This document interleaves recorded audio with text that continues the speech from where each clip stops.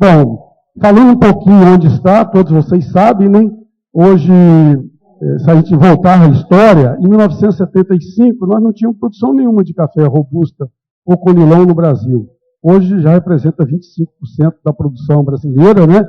E esse café ele está, sobretudo, nessa região mais alaranjada do mapa, no Espírito Santo, em Rondônia e na Bahia. Bom, e nos últimos 10 anos, o que vem acontecendo? Pegando os dados da Conab, nos últimos 10 anos houve um aumento na ordem de 52% na produção de café arábica no Brasil e de robusto na ordem de 64%. Bom, então por que a gente, aqui no Brasil, a gente poderia estar trabalhando com o robusto e o conilon? Todas as duas variedades, ela é de coffea canefa. Mas por que a gente trabalha mais com conilon? Nós trabalhamos, primeiro, ela foi introduzida em 1912, mas só começou a ser plantada efetivamente depois do programa de erradicação que teve no Brasil como um todo, a partir da década de 60. Bom, primeiro, tem grande variabilidade genética para diferentes características, sobretudo trabalhamos com conilon porque tem tolerância seca. E as principais regiões onde era arábica e foi introduzido o conilon são regiões de alta temperatura e com déficit hídrico e má distribuição de chuva.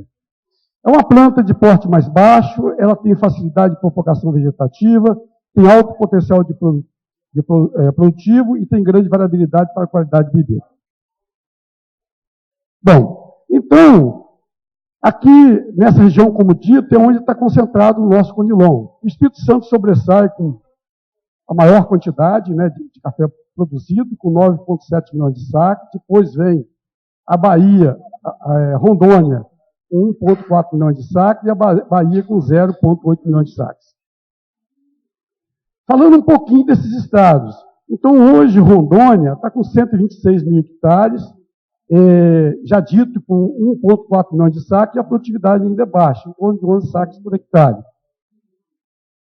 Então, um pouquinho aí, ela é bem diversificada, as lavouras lá, lá em Rondônia, né? E na Bahia, são 30 mil hectares, 5 mil propriedades, 800 mil sacos no ano passado, tem uma produtividade média bastante grande, ela está mais no sul da Bahia, onde tem uma influência bastante grande do uso das tecnologias desenvolvidas pelo Estado do Espírito Santo, mas tem produtores produzindo até 120 sacos beneficiados por hectare. Então, essa é uma região que tem um potencial bastante grande de aumentar a produção de café robusta ou de conilon no Brasil. Uma fotografia da produção lá na Bahia. E o Espírito Santo ele detém aí a maior quantidade produzida de café conilon. Então, um pequeno estado, menos de 0,5% do território brasileiro, mas toda essa área vermelha é onde produz quase 10 milhões de sacos de café conilon por ano. Bom, então lá é quase 10 milhões de sacas, é 38% do conilon do Brasil, é 20% mais ou menos do robusto do mundo. Essa cafeicultura de robusto, ela sobressai com a cafeicultura de base familiar, e as pesquisas científicas só começou em 1985. E foram muitos resultados. Esses resultados, o principal arranjo que ajudou todos esses resultados, essa evolução, foi o consórcio. Né? Mas só nesse tempo foram lançadas 9 variedades no Estado do Espírito Santo. E hoje faz com que essa cafeicultura do Estado do Espírito Santo, talvez ela seja uma das mais competitivas do Brasil e até do mundo, pensando em robusto. Hoje nós estamos com uma produtividade média na ordem de 35 sacos por hectare, mas tem produtor produzindo até 150 sacos por hectare. Do início do programa de pesquisa até hoje, dentro do nosso estado, nós tivemos um incremento na ordem de 300% de aumento na produção. Bom, então, partimos aí em canefa, conilon robusta, em 75, praticamente de uma produção insignificante, 200 a 300 mil sacas, e hoje estamos na ordem de 12,5 milhões de sacos. Bom, então aí, esse avanço está associado ao uso de tecnologias sustentáveis, que levam a maior competitividade, e hoje o produtor tem feito uma boa gestão das suas propriedades, tudo ligado, vamos dizer, à sustentabilidade, aumento da produtividade, num processo bastante amplo da melhoria da qualidade e toda a extensão rural, trabalhando, visando cada vez mais uma cafeicultura cada vez mais sustentável. Bom, falando um pouco dos principais resultados aplicados. Bom, então a pesquisa, como disse, de Conilon começou em 1985 e ela proporcionou bastante avanço, ou bastante conhecimento, ou bastante tecnologia que tem sido usado constantemente pelos produtores. Os produtores, eles têm aderido constantemente a essas tecnologias.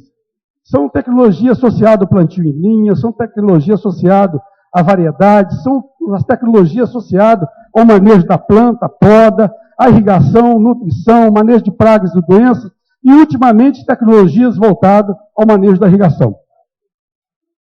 Falando um pouquinho, essas tecnologias elas são divulgadas de diferentes formas. Tanto por ações associadas à assistência técnica e extensão rural e também um conjunto de publicações. Bom, dentro da área de melhoramento, nós começamos em 1985 a trabalhar com melhoramento de Conilon. Naquela época, a produtividade era 8 sacas por hectare. Começamos o melhoramento, em 1993 tivemos o lançamento das 3 primeiras variedades, foram seguindo. E em 2013, temos as variedades mais recentes lançadas, que a gente vai falar um pouco mais sobre elas, né? E hoje, dentro do melhoramento, nós temos 15 variedades recomendadas no Serviço Nacional de Proteção de Cultivares. E dessas 15, 9 são do Incaper, tem 4 do setor privado, e tem o próprio Conilon e o Batam, e temos também a variedade BR Ouro Preto, que foram lançados em 2011 ou 2012, eu não sei muito bem, mas eu acho que foi 2011 que foi lançada a Rondônia. Bom, então aqui, exemplificando, foi 2012. Então a variedade, é a primeira variedade clonal desenvolvida para Rondônia. Ela é um agrupamento não de 16, mas de 15 clones. Essa variedade vem de um programa de melhoramento direcionado para Rondônia e ela tem produtividade média de 70 sacas beneficiados por hectare. Essa variedade já está registrada e, segundo os pesquisadores lá de Rondônia, da Embrapa Rondônia, ela já começa a ser multiplicada pelos produtores por um conjunto de jardins clonais. Bom, aí uma fotografia dessas variedades. Essas variedades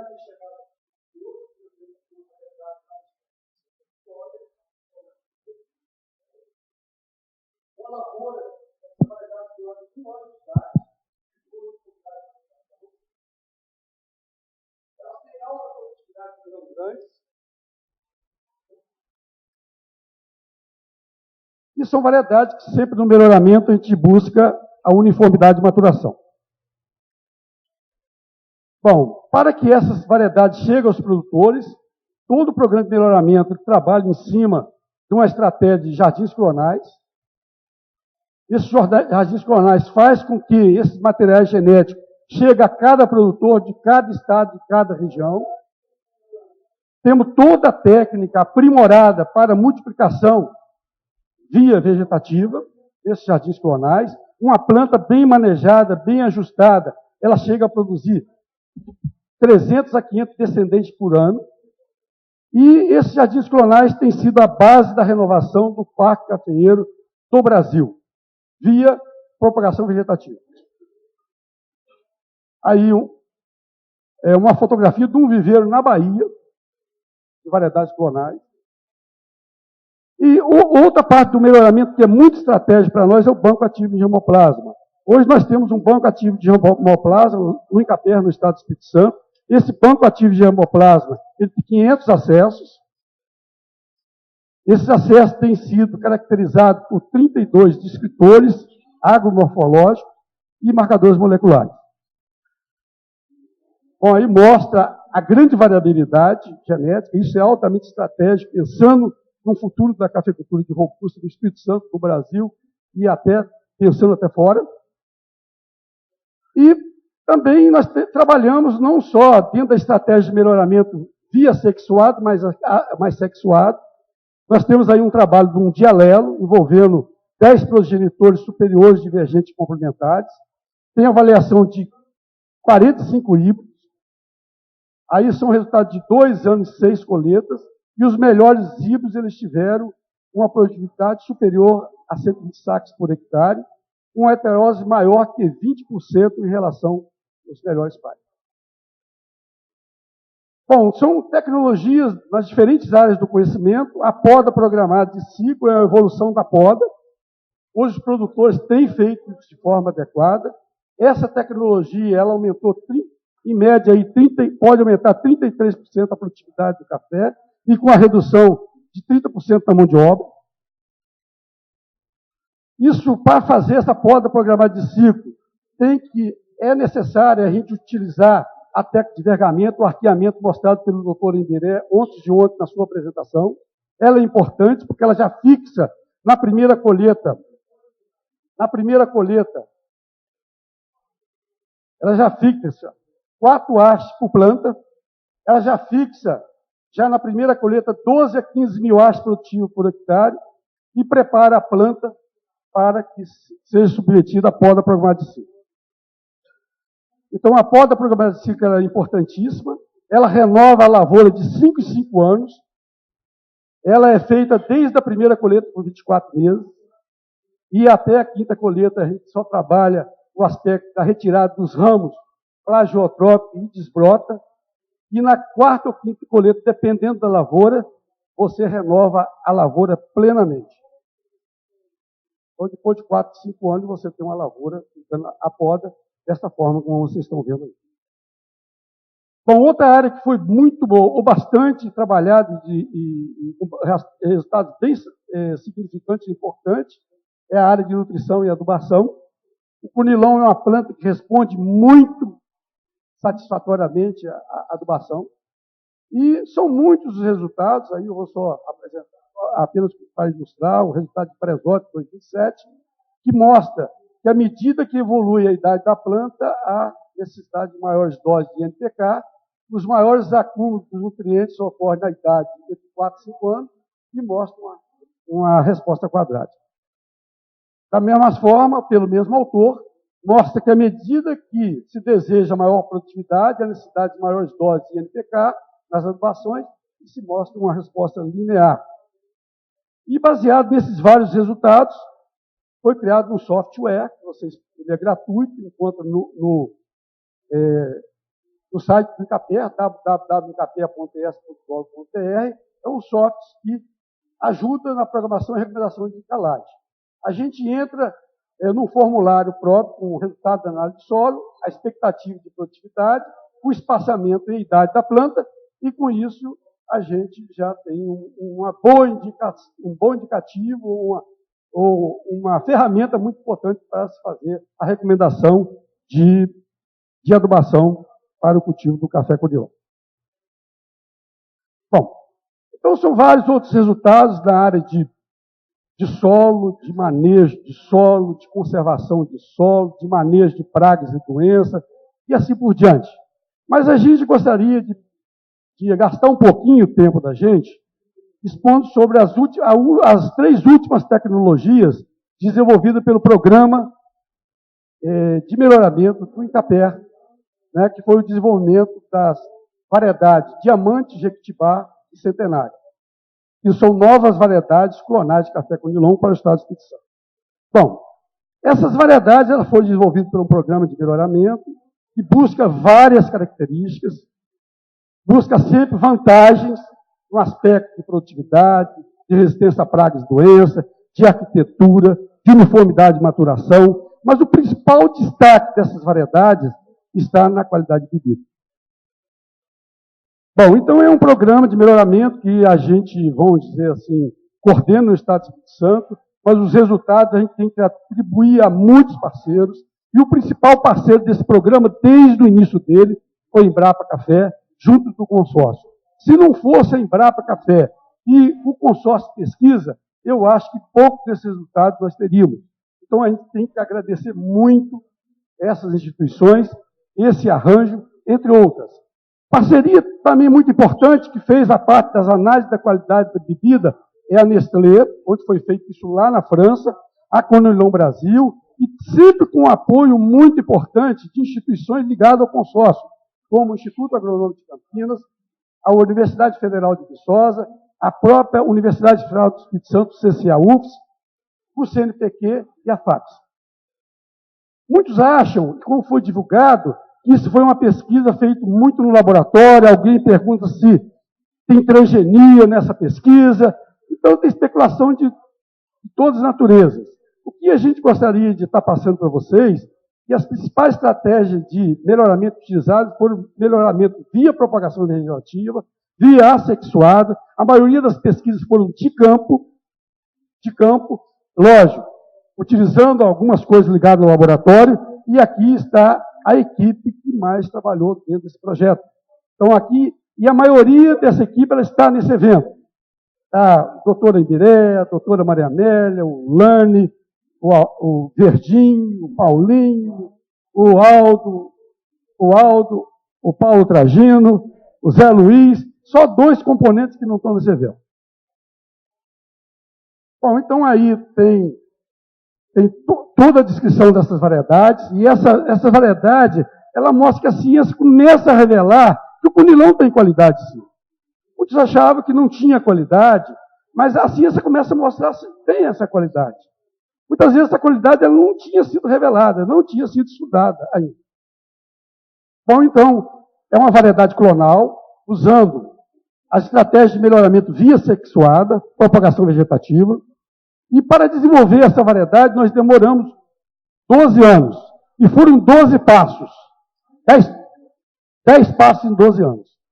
Bom, muito rapidinho. Então, é nesse ciclo, como é que nós chegamos a essa variedade? Primeiro, nós aproveitamos, sobretudo, a variabilidade do café que tem no estado do Espírito Santo. No universo de mais de 50 milhões de plantas, nós selecionamos em torno de 1.000, acompanhamos. No segundo passo, nós clonamos, levamos para nossas unidades experimentais em 3 ambientes. 3 ambientes. O mínimo 8 colhetas.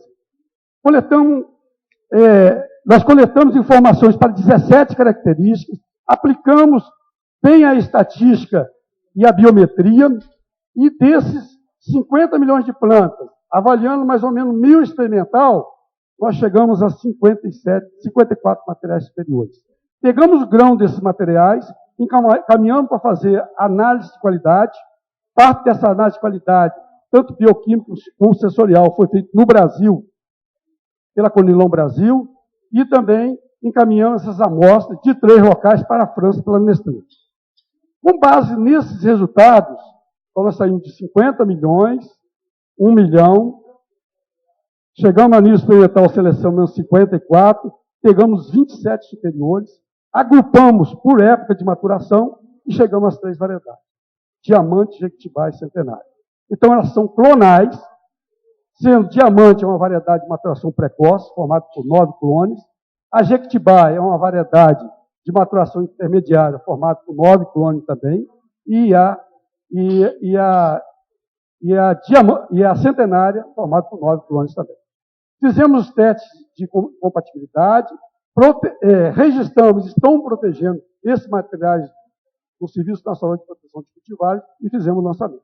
Então, essa é a história do lançamento dessas 3 variedades. Bom, aqui mostra o seguinte: no dia 13 de maio, a Diamante ela estava nesse estágio de maturação. Então, a maturação dela no mês de maio. Jequitibá, no mesmo dia, estava mais ou menos de vez, vamos dizer assim, maturação intermediária. Então, colheita no mês de junho. E no mesmo dia, a Centenária estava totalmente verde. Então, isso é muito importante no aspecto de sustentabilidade. 10, né? Isso é muito importante no aspecto de sustentabilidade, uma vez que elas vão agregar produtividade, qualidade, e isso aí vai ter a possibilidade de escalonamento de colheita. Tanto no aspecto de utilização da mão de obra, como a melhor utilização das estruturas de secagem, beneficiamento e armazenamento, e até no aspecto de venda desse produto. Bom, então o que essas variedades ela têm em termos de produtividade? Então, Diamante, isso é em condição não irrigada, 8 colheitas. Então, elas têm Diamante, 81 sacas por hectare, Jequitibá, 89, e Centenária, 82 sacas por hectare. Em condições irrigadas, essas variedades podem chegar a 120 sacas por hectare. Bom, o que elas estão ganhando em termos de produtividade em relação às primeiras lançadas em 1993? Diamante ganha em relação à precoce de 1993, ganha 15%. Jequitibá ganha 26%. E Centenária ganha 17% em termos de produtividade. Bom, então a fotografia de Diamante, que é 3 de maio. Aí está o tipo do grão, dentro desse grão tem qualidade. No mesmo dia, tá Jequitibá. Tá o grão aí tem qualidade.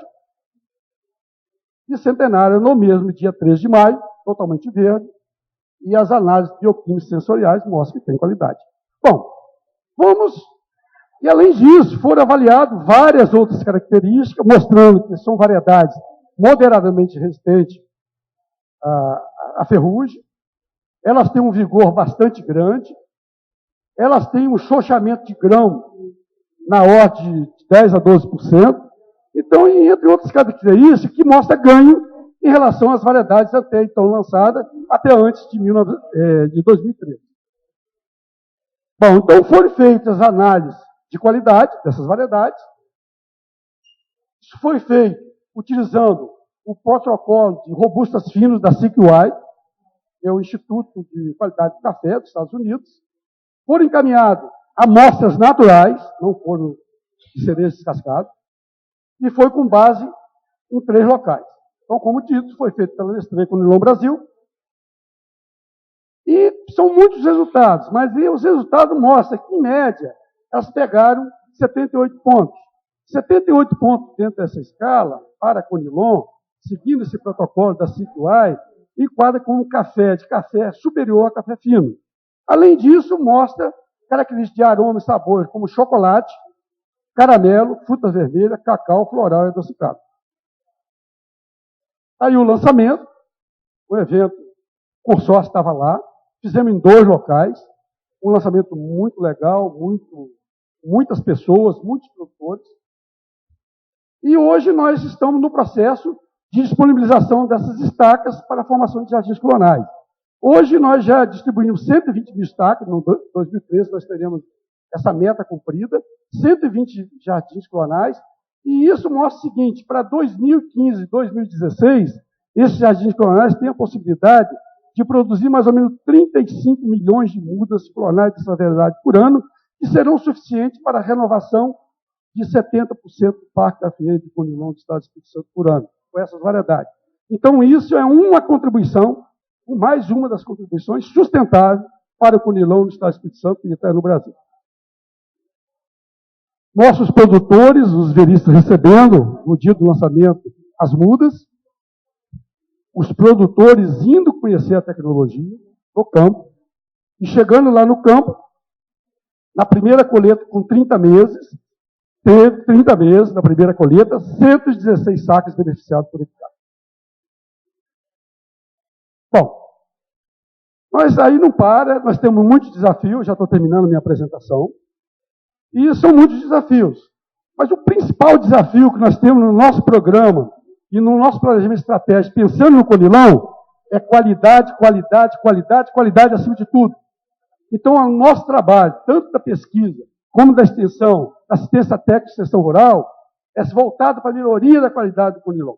O mundo sinaliza que quer mais robusto o Conilon, mas precisamos melhorar a qualidade. Então, são muitas ações, nós temos uma campanha para isso, que envolve tanto a parte da pesquisa, como da assistência técnica, como extensão rural, como transferência de tecnologia, e elas estão sempre focadas a tecnologias desenvolvidas pelo consórcio. Tecnologias essas bem associadas às práticas, não só da pesquisa, como desenvolvimento de variedades, como as práticas de colheita, secagem, beneficiamento e armazenamento. Então, são várias ações, e uma delas que resume tudo, se criou até os 10 mandamentos para se fazer qualidade do Conilon do robusto. Outro grande desafio é o seguinte: se renova no Espírito Santo 7% do parque cafeeiro sob novas bases tecnológicas.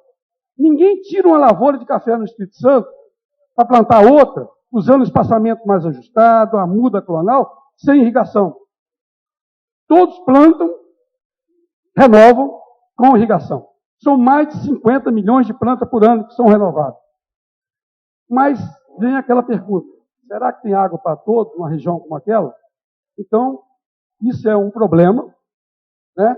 E hoje nós estamos aí com um esforço bastante grande, precisamos evoluir muito isso, o consórcio tem que nos ajudar muito nesse sentido, para a gente trabalhar um pouco melhor o manejo da irrigação.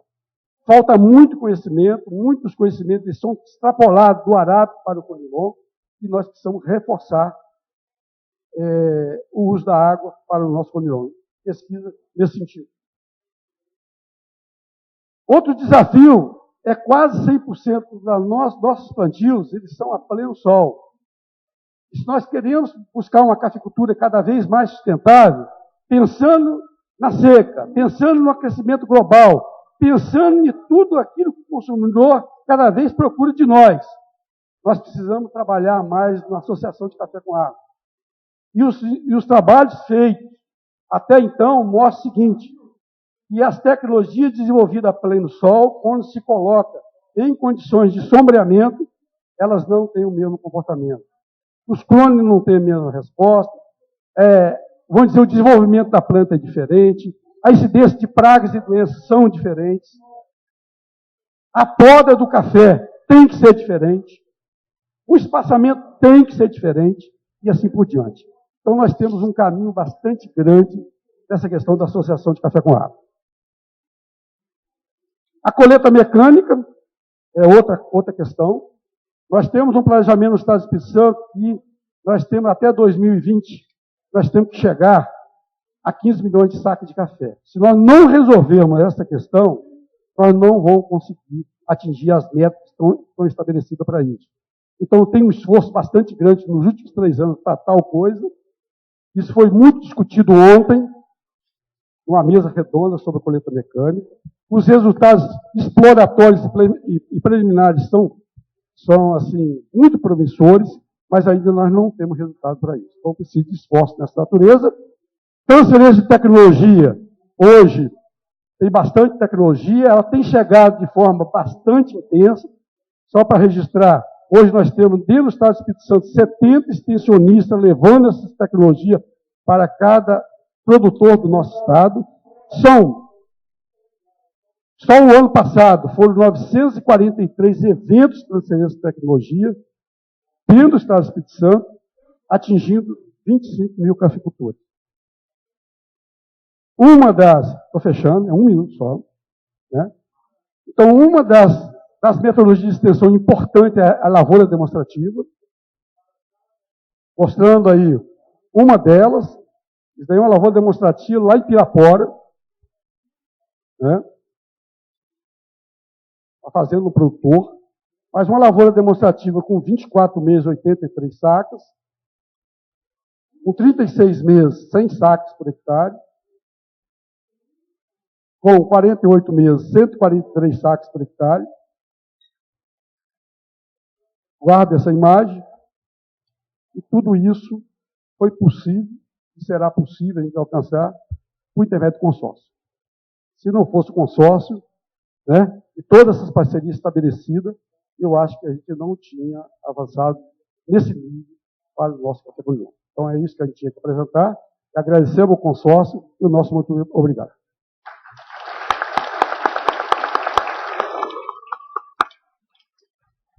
Bom, antes de abrir para a pergunta, eu gostaria de convidar vocês, pedir um pouquinho de paciência. Um dos problemas nossos hoje da cafeicultura, principalmente de montanha, é a questão de mecanização.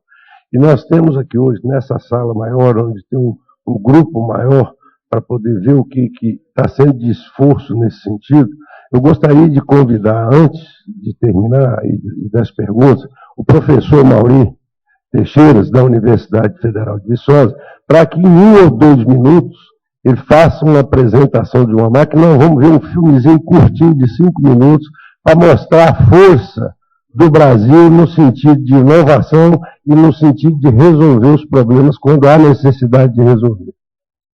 Pessoal, bom dia a todos.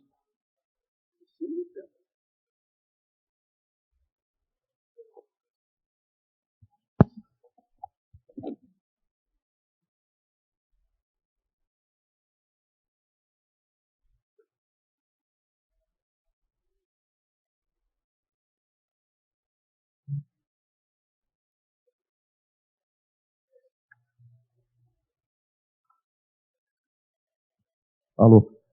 Bom dia a todos. Eu gostaria de agradecer imensamente o empenho do Dr. Guerra, do Dr. Romário, a brilhante apresentação do Dr. Romário, do Dr. Gladstone. E o Dr. Romário, ele assistiu ontem uma palestra nossa sobre mecanização da colheita de café de montanha, e ele nos solicitou que fizesse essa apresentação agora cedo. Na verdade, para nós é muito importante mostrar isso, porque nós queremos que, dentre os senhores aí, se alguém interessar em nos ajudar, nós estamos precisando muito disso. Eu resolvi que esse final da minha carreira profissional, quando eu não aposentar, eu vou dedicar tudo que eu estiver fazendo à colheita de café de montanha. Todo esse trabalho que nós fizemos é o empenho de uma equipe muito aguerrida. São 5 alunos de doutorado que trabalham comigo. Esse trabalho que eu vou apresentar para vocês é o resultado de uma tese de doutorado. Foi conduzida em 2 anos. Uma máquina foi construída em 2 anos. Eu tinha 3, mas na verdade eu tentei fazer uma parceria com uma indústria, não deu certo. Infelizmente, nós tínhamos repassado essa tecnologia e acabou que eu perdi tempo, infelizmente, mas está aí. Então, eu vou dedicar esse vídeo a todos os nossos alunos aqui, ex-alunos da UFV. A exemplo do Romário, ele ficou meio emocionado, mas é só para mostrar para os senhores o seguinte, a dificuldade que é de fazer um projeto de pesquisa desse tipo numa universidade. Então, aí, professor.